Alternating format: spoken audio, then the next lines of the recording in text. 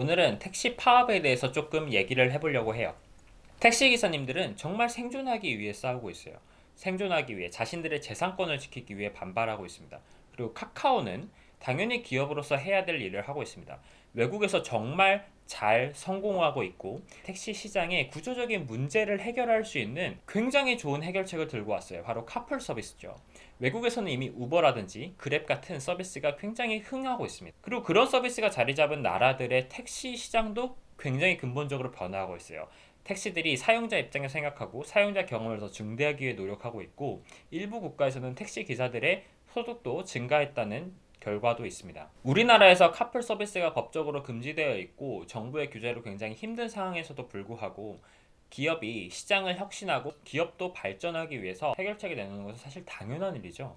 카카오는 당연한 일을 정말 잘 하고 있어요. 그럼 사용자가 문제인가 하면 절대 그렇지 않습니다. 저희는 그냥 이곳에서 저곳으로 가고 싶을 뿐이에요. 근데 조금 더 편하게, 조금 더 좋은 경험으로, 조금 더 싼 가격에 가고 싶은 거죠. 그런데 지금 택시는 어떻습니까?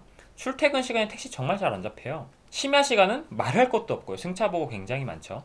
택시를 타면 어떻습니까? 기사님들 말 굉장히 많으시죠? 나는 편하게 가려고 탔는데 좀 짜증납니다. 너무 말을 많이 하시면. 좀 냄새라든지 담배 냄새 이런 거 좀 불쾌하기도 하고요. 불친절한 택시 기사님들도 많습니다. 반면에 카풀 서비스는 일단 좀 쾌적하죠. 타다 같은 프리미엄 서비스는 말할 것도 없습니다. 안전벨트 매주시면 출발하겠습니다 라는 말 외에는 기사님이 전혀 말씀을 안 하세요. 그리고 물어보면 굉장히 친절하게 응대하십니다. 차 내 냄새도 디퓨저 같은 향이 좀 나서 굉장히 향기로워요. 근데 가격은 뭐 택시 대비 한 10% 정도밖에 안 비쌉니다. 굉장히 편리하고 좋은 사용자 경험을 제공해주고 있어요. 그럼 택시 기사님들은 왜 이런 시장의 변화에 수긍하지 못하고 파업을 하고 있냐? 도대체 문제는 어디에 있냐? 이걸 알려면 이 배경을 좀 살펴볼 필요가 있습니다. 택시 수요와 공급의 문제예요. 우선 공급을 보면 한국에 실제로 운행하는 택시 기사님들은 약 22만에서 23만 명 정도입니다. 그리고 서울 기준으로는 손님을 한 명이라도 태우고 운행하는 택시는 1시간당 평균 약 2만 대 정도입니다. 그리고 이건 사실상 계속 일정해요. 심야 시간대 한 2만 2천에서 5천 대 정도로 조금 늘어나긴 하는데 보통 일정합니다. 근데 수요는 아니에요. 수요는 출근 시간 오전 8시, 9시층에 피크를 칩니다. 굉장히 높아지고 이후에 평일 낮 시간에 낮아졌다가 마지막에 심야 시간 오후 11시에서 자정 기간은 다시 피크를 칩니다. 그래서 공급 대비 수요가 출근 시간과 심야 시간에 약 두세 배 가량 차이가 나요. 그래서 평일 낮 시간 기준으로 하면 한국의 택시는 공급이 포화 상태예요. 맞습니다. 근데 출근 시간과 심야 시간에는 공급이 너무 모자라요. 수요가 공급보다 두세 배 이상 많아요. 그래서 사용자 입장에서는 택시가 정말 잘 안 잡히는 거예요. 승차가보다 정말 많이 하죠. 택시 정말 잘 안 잡혀요. 왜? 우리가 잡으려는 시간이 보통 언제입니까? 아침에 출근해야 하는데 늦었어. 택시를 잡아야 돼. 근데 그때는 이미 택시 수요가 공급의 3배야. 맞죠? 카카오 모빌리티에 따르면 출근 시간 오전 8시 정도에는 호출이 11만 6천 건이에요. 실제로 배차가 된 건수는 3만 6천 건입니다. 심야 시간에는 호출이 약 8만 건 정도인데 실제 배차된 건 약 4만 건이에요. 그러니까 우리는 막 다 잡고 싶은 거야. 근데 택시는 없죠. 그럼 외국도 상황은 비슷할 거 아니에요. 외국도 출근을 하고 지각을 하고 늦게 일어나고 외국도 술은 마실 거 아니에요. 그럼 외국은 이 문제를 어떻게 해결하냐? 바로 우버 같은 카풀 서비스요. 카풀 서비스는 보통 자신들의 차를 가지고 있습니다. 그리고 모두가 막 다 잡으려고 하면 금액이 올라가요. 수요와 공급에 붙이기 위해서 자연스럽게 금액이 올라갑니다. 그러면 모두가 잡고 싶어하는 오전 시간이라든지 출근 시간이나 심야 시간, 수요가 폭증하는 시간에는 자연스럽게 가격이 올라가고 우버 공급자들도 자신들의 차를 끌고 운행하러 나갑니다. 그러니까 유동적으로 공급이 그 시간에 늘어나는 거예요. 사용자가 줄어드는 시간에는 공급도 자연스럽게 줄어들겠죠. 베이스에는 또 택시 기사님들이 메우고 있고요. 근데 우리나라는 택시 기사로만 다 충당을 해야 돼요. 택시로만. 그러니까 이런 일정한 상태로 있는데 이 수요가 이렇게 폭증하는 구간이 있으니까 이거를 다 충당해낼 수가 없는 거죠. 그럼 카풀에 도입하면 되는 거 아니냐? 맞아요. 평일 낮 시간에 택시 공급을 맞추고 수요가 폭증하는 시간에 카풀과 같은 택시 대체제를 넣어서 유동적으로 공급을 해결하면 됩니다. 그러면 남아있는 택시 기사님들의 소득도 자연스럽게 높아질 수가 있겠죠. 그런데 이런 해결책을 택시 기사님들이 받아들일 수가 없는 건 그 과정에서 반드시 일정 비율의 택시 기사님들이 시장에서 도태되기 때문이에요. 남아있는 시장 참여자들의 몫은 더 커지겠지만 당연히, 그러나 수요 폭등 기간에만 카풀을 사용하는 건 아닐 거 아니에요. 저처럼 타다를 이용하는 사람도 있을 거고 우버나 카카오 카풀 같은 카풀 서비스를 이용하는 사람도 있겠죠.